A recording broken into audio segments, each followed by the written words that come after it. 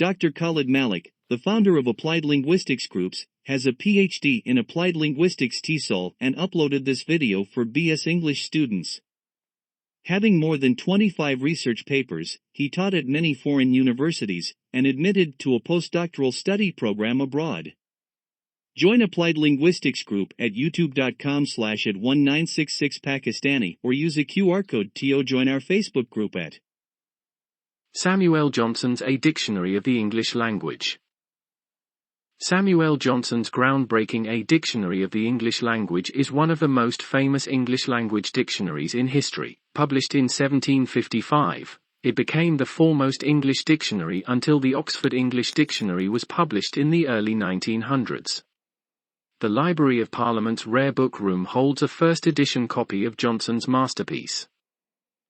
In 1746, a group of London booksellers commissioned Johnson to produce a dictionary of the English language. Over the next 8 years, he scoured books dating back to the 16th century. The dictionary drew heavily from Nathan Bailey's Dictionarium Britannicum, 1730, and John Curz's Dictionarium Anglo-Britannicum, 1708. While Johnson's dictionary wasn't the first dictionary of the English language, no other dictionary had been so comprehensive. It has 42,773 entries and 140,871 definitions. It was also the first dictionary to illustrate words by using literary quotations, about 114,000 of them, from great writers, including Shakespeare. Johnson's dictionary would also influence the American A Compendious Dictionary of the English Language by Noah Webster, as well as the Oxford English Dictionary. Some entries have gained notoriety, especially those where Johnson expresses his own views and interests.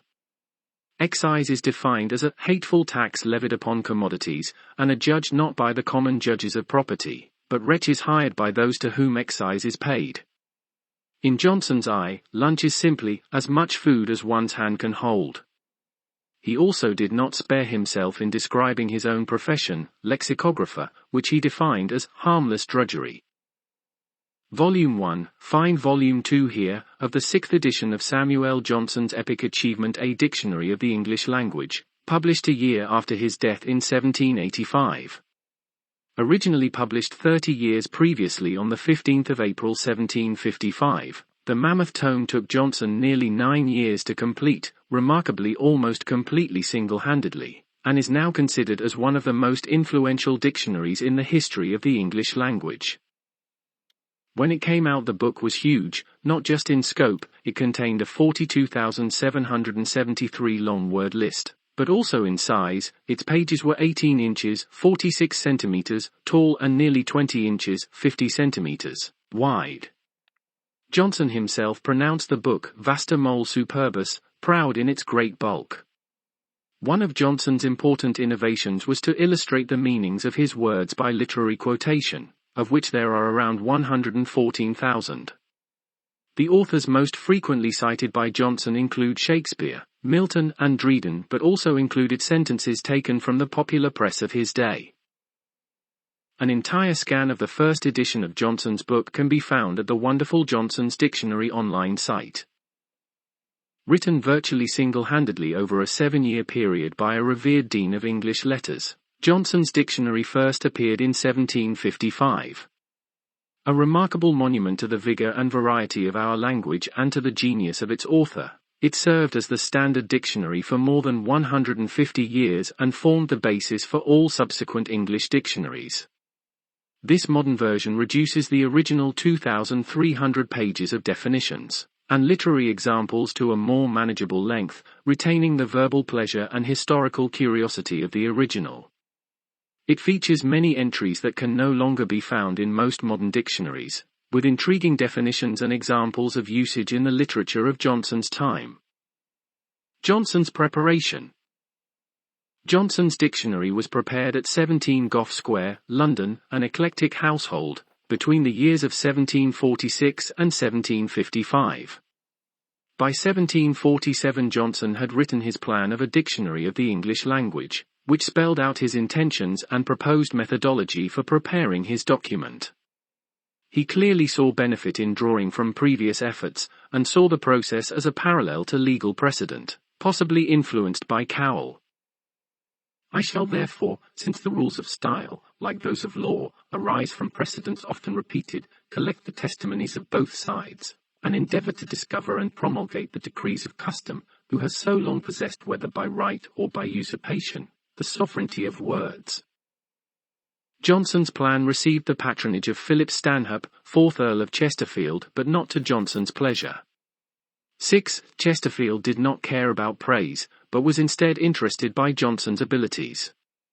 7 years after first meeting Johnson to discuss the work, Chesterfield wrote 2 anonymous essays in the World that recommended the dictionary. He complained that the English language was lacking structure and argued, "We must have recourse to the old Roman expedient in times of confusion, and chose a dictator. Upon this principle, I give my vote for Mr. Johnson to fill that great and arduous post." However, Johnson did not appreciate the tone of the essay, and he felt that Chesterfield had not made good on his promise to be the work's patron. 8. In a letter, Johnson explained his feelings about the matter.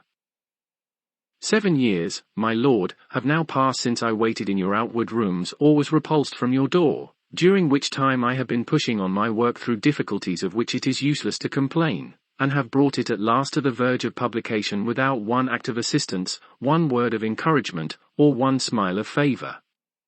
Such treatment I did not expect, for I never had a patron before. Is not a patron, my lord, one who looks with unconcern on a man struggling for life in the water, and when he has reached ground, encumbers him with help? The notice which you have been pleased to take of my labours, had it been early, had been kind, but it has been delayed till I am indifferent and cannot enjoy it, till I am solitary and cannot impart it, till I am known and do not want it. The text. A dictionary of the English language was somewhat large and very expensive. Its pages were 18 inches, 46 centimeters, tall and nearly 20 inches, 51 centimeters, wide. The paper was of the finest quality available, the cost of which ran to nearly £1,600, more than Johnson had been paid to write the book. Johnson himself pronounced the book vasta mole superbus, proud in its great bulk.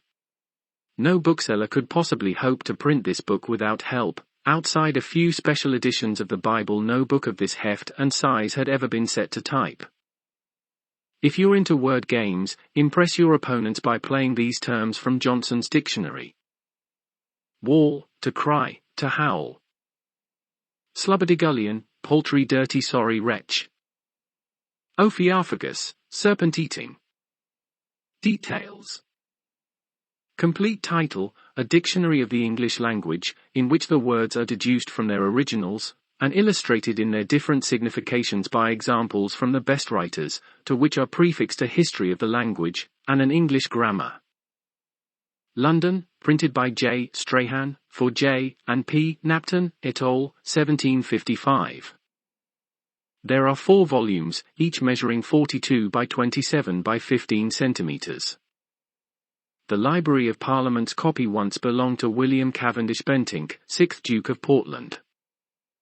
Dr. KHALID MALIK, the founder of Applied Linguistics Groups, has a PhD in Applied Linguistics TESOL and uploaded this video for BS English students.